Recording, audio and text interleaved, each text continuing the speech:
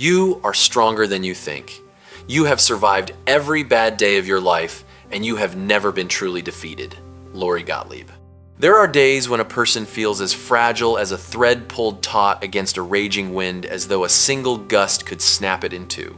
And yet, precisely when we believe ourselves to be at our weakest, we are carrying within us the most enduring strength of all. We tend to look at the present through the eyes of fear, forgetting that we are the living sum of every time we have risen from the past. Each terrible day is like a violent wave, and we, trembling as we may be, have never been pulled under. We have always found a way to surface and breathe. There is a tendency to magnify our present pain while diminishing our inner strength. We remember the feeling of failure with perfect clarity, yet forget that we have never truly been defeated.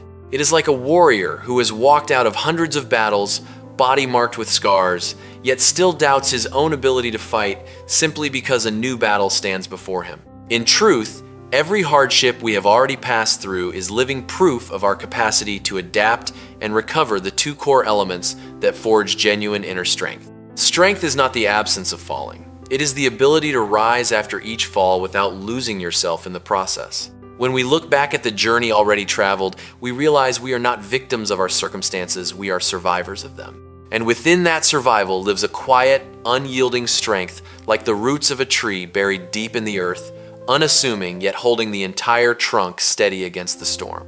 No longer seeing hardship as a sentence but as a familiar test. And in that moment, trust is no longer something to be searched for outside oneself. It becomes a current, steady and silent, flowing from within, one that cannot be extinguished. The only thing we have to fear is fear itself. Franklin D. Roosevelt. Fear itself is not the greatest enemy. The real danger lies in how it expands within the mind, like a shadow swelling on the wall of consciousness, until we believe it has a monstrous form of its own. In truth, fear is like a thin veil of mist. Take one step forward and it dissolves, but stand still and it thickens until it swallows the entire road ahead.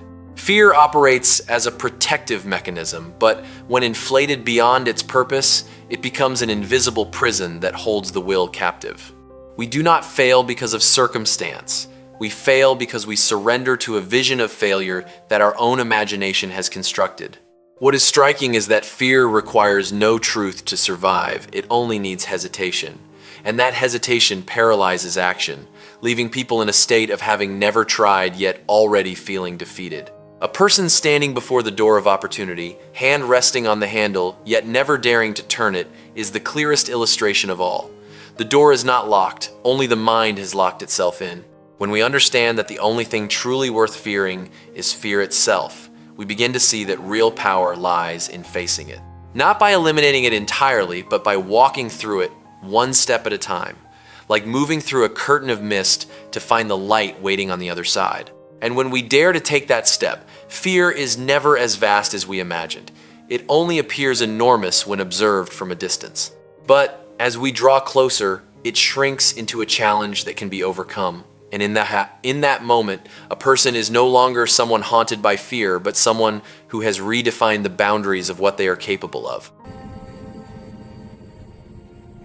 Always remember, your focus determines your reality. George Lucas.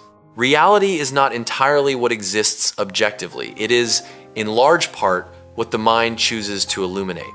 Like a flashlight cutting through the dark, consciousness cannot illuminate the entire world at once. It can only focus on one point. And that single point of light gradually becomes our entire world, as we perceive it. When people focus on scarcity, they begin to see everything through that lens. Opportunities feel distant, risks feel overwhelming. But when the focus shifts to possibility and solution, the mind naturally restructures reality. Doors that seem non-existent suddenly appear. This is not wishful thinking, it is simply how the brain prioritizes information, filtering, organizing, and amplifying whatever we deem important. In other words, we are not merely observing the world, we are programming the very way we see it. Focus is the most powerful filter of all. It is like the invisible editor of our lives deciding which scenes are kept and which are cut. If we constantly replay our failures, we are writing a story of helplessness. But if we deliberately redirect, seeking meaning, lessons, and possibility, we are rewriting our own script. Not with words, but with where we choose to place our attention. People begin to reclaim control. We may not always be able to change our circumstances immediately, but we can always adjust our focus. And that adjustment, however small, quietly reshapes the experience of living. In the end, reality is not merely what happens to us, it is what we choose to see within what has happened. The difference between the ordinary and the extraordinary is that little extra, Jimmy Johnson. We often picture the extraordinary as a great leap, something distant, rare, reserved for the exceptional few. But in reality, it is not a single explosion of brilliance, it is a quiet accumulation, like a drop of water falling endlessly onto stone, unhurried, yet persistent enough to carve its mark. That little extra is precisely the fragile boundary where most people stop. It is the moment after exhaustion when you choose to do it once more. The moment when good enough exists, yet you refine one small detail further. What is fascinating is that the brain always seeks to conserve energy. It whispers, "This is enough." And it is at that exact point that the ordinary accepts, while the extraordinary takes one more step. Not because they are inherently stronger, but because they have grown accustomed to pushing past the edges of their own comfort. An athlete running a few extra paces after crossing the finish line, or an artist making one final brushstroke when no one is watching, these are the clearest illustrations. The difference does not lie in original talent, it lies in the depth of perseverance. Each little extra is a single brick, and over time, it builds a distance large enough to separate two worlds, one of adequacy and one of excellence. We come to understand that the extraordinary is not the privilege of a select few, it is the result of a choice, made again and again.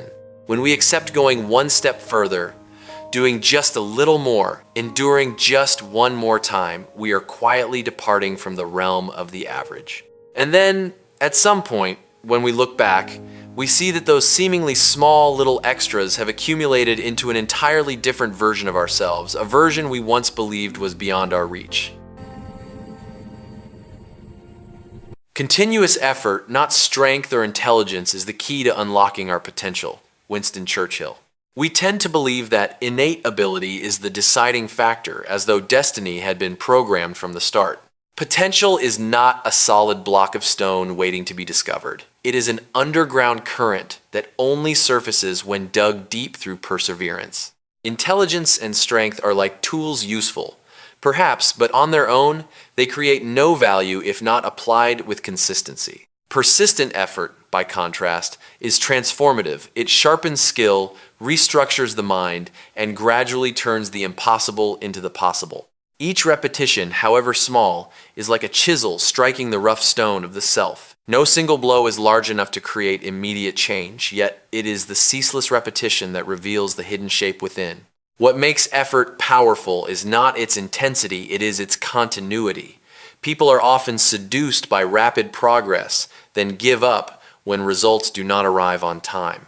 Yet true growth unfolds in the zone where nothing seems to be happening, where we continue even when progress is invisible. It is where will outlasts emotion, where action no longer depends on fleeting motivation but becomes a deeply embedded habit.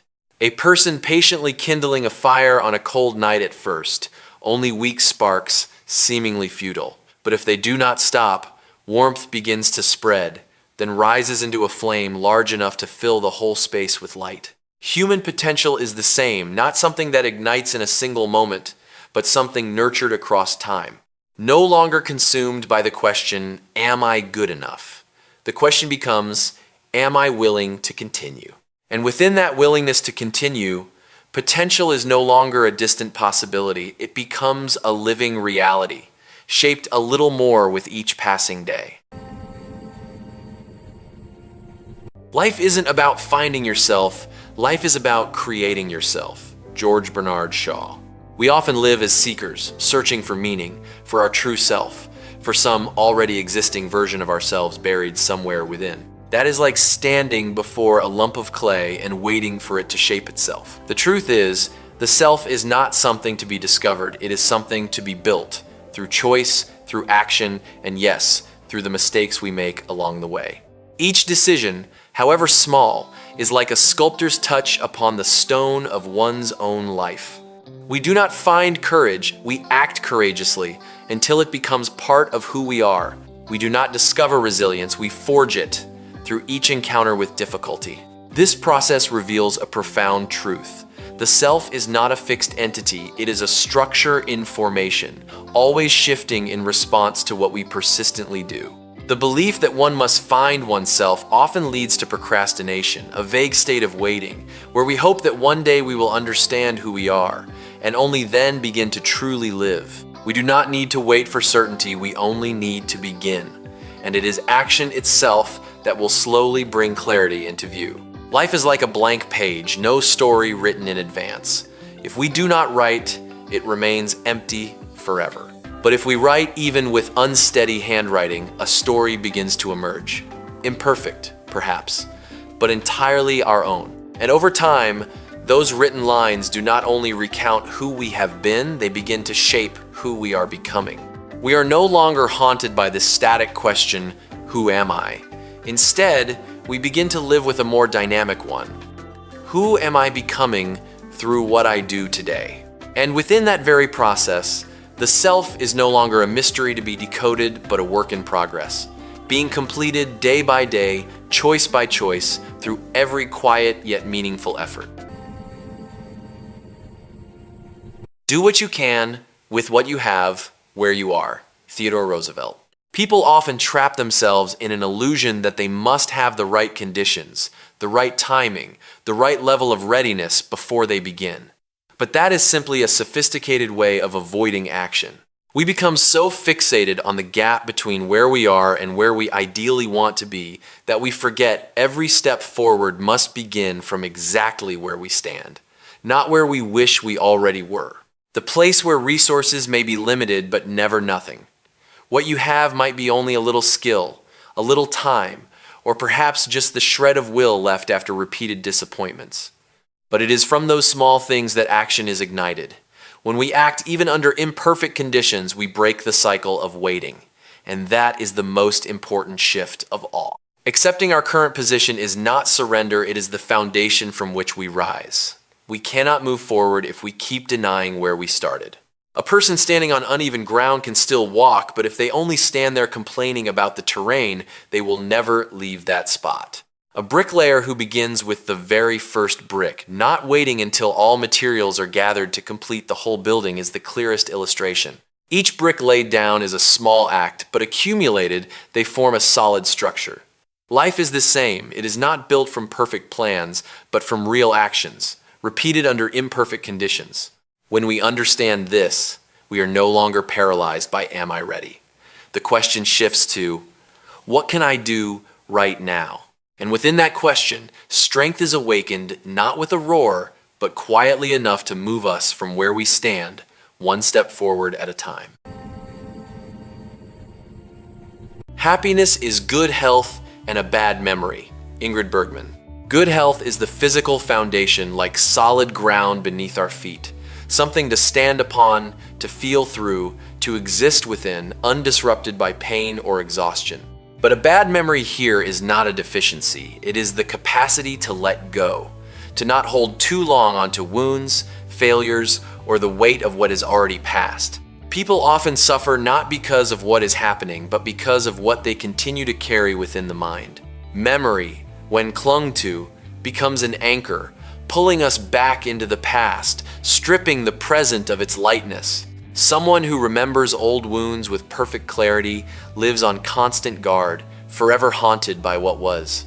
By contrast, a bad memory, in the psychological sense, resembles a door left always open, allowing what is past to flow through and move on, never accumulating into a burden.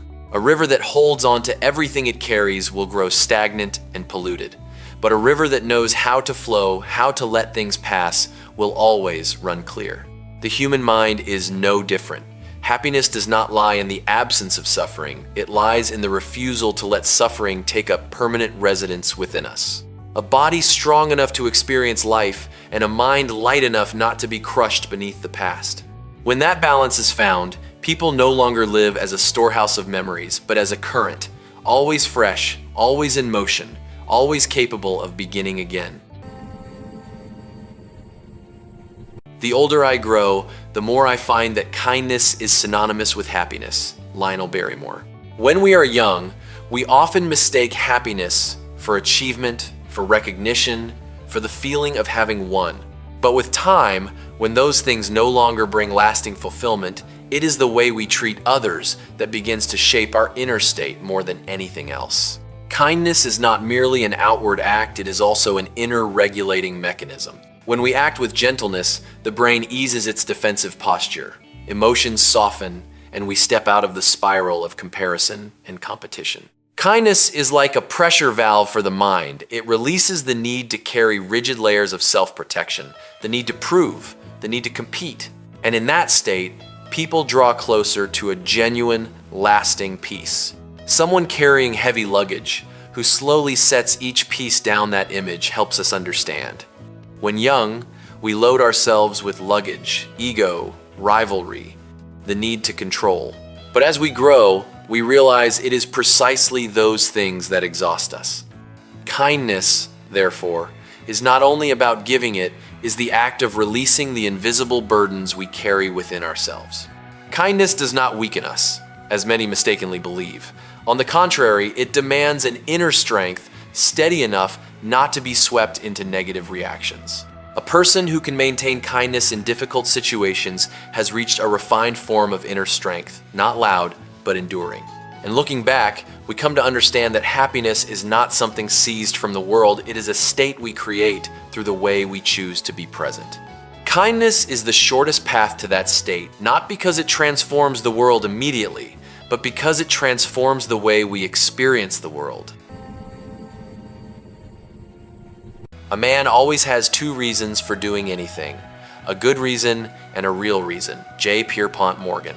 People do not merely act, they also tell stories about their actions.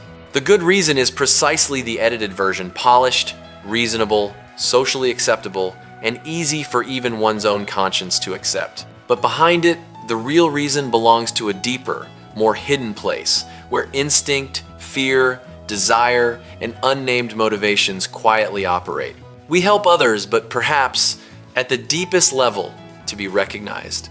We work hard, but perhaps driven by the fear of being left behind. We say we have let go, but in truth, we are simply avoiding confrontation. What is remarkable is not that two reasons exist, but that we are usually only conscious of one of them, and that one is rarely the real one. A clever editor, always revising the story so that we still see ourselves as the rightful protagonist. An iceberg, the portion visible above water, is the good reason, clear and easy to see. But the mass submerged below is what truly determines the direction of movement. Without recognizing that hidden part, we live in an illusion about who we are, repeating patterns without ever understanding why we keep returning to the same familiar circle. Recognizing the real reason is not an act of self-judgment, it is an act of honest self-understanding. When we have the courage to look directly at our deeper motivations, even when they are not beautiful, we begin to reclaim the power of choice. No longer driven unconsciously, we can begin to align our actions with the person we genuinely wish to become. We no longer live only by the story we tell, we begin to live by the truth we understand.